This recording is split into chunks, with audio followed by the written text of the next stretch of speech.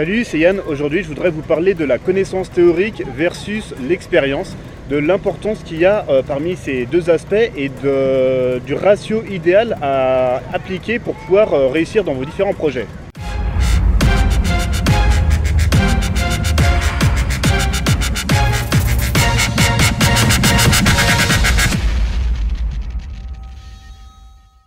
Alors parmi ces deux facteurs, je dirais que la théorie c'est bien, mais l'expérience c'est mieux, c'est plus important. Idéalement, il vous faut un petit peu des deux pour atteindre vos objectifs et réussir dans vos domaines de la meilleure façon possible. Mais le plus important, c'est l'expérience.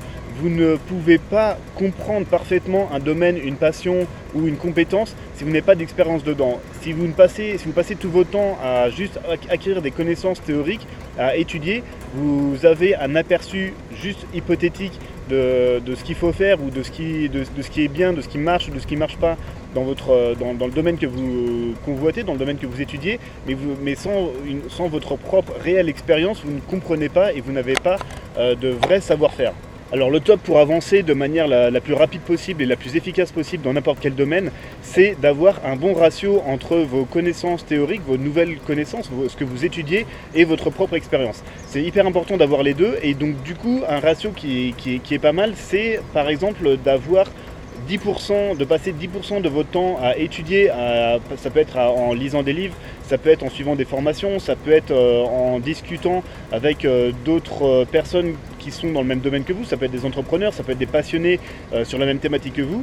Donc 10% à étudier tout ce qui est un petit peu théorique et 90% de votre temps et de vos efforts à passer avec votre propre expérience, à faire vos propres tests, à échouer, à réussir des fois et à tenir compte de toute votre propre expérience justement pour pouvoir vraiment comprendre et avancer dans votre domaine.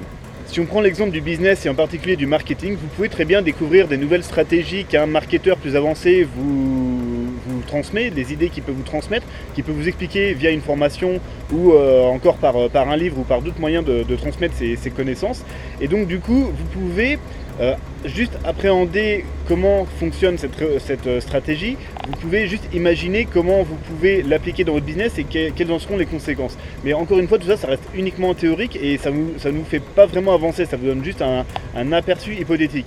Et une fois que vous mettez en œuvre cette stratégie, vous allez vous rendre compte qu'il y a certains obstacles que vous ne connaissiez pas, des choses à faire, à appliquer que ce marketeur par exemple ne vous avait pas expliqué dans une formation. Et donc du coup, votre propre expérience vous fait vraiment comprendre en profondeur et en détail comment fonctionne cette stratégie et ce que vous pouvez en faire.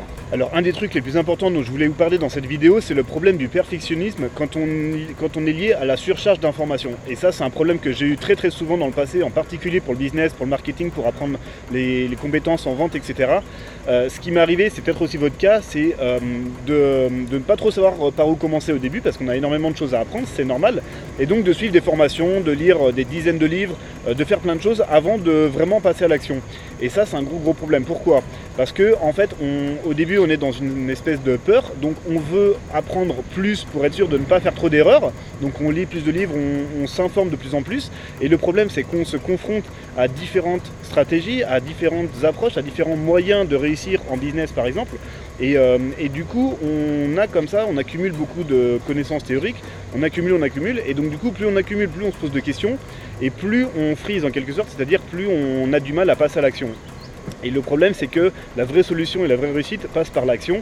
Et donc du coup, si vous arrivez à ne pas friser comme ça et à vraiment passer à l'action sans hésiter, et à maintenir un ratio de à peu près 10% de votre temps et de vos efforts à passer à vous former et à développer vos connaissances théoriques et 90% de votre temps à passer vraiment à l'action, là vous allez vraiment progresser de manière beaucoup plus rapide et beaucoup plus efficace et surtout ne jamais bloquer à cause du perfectionnisme.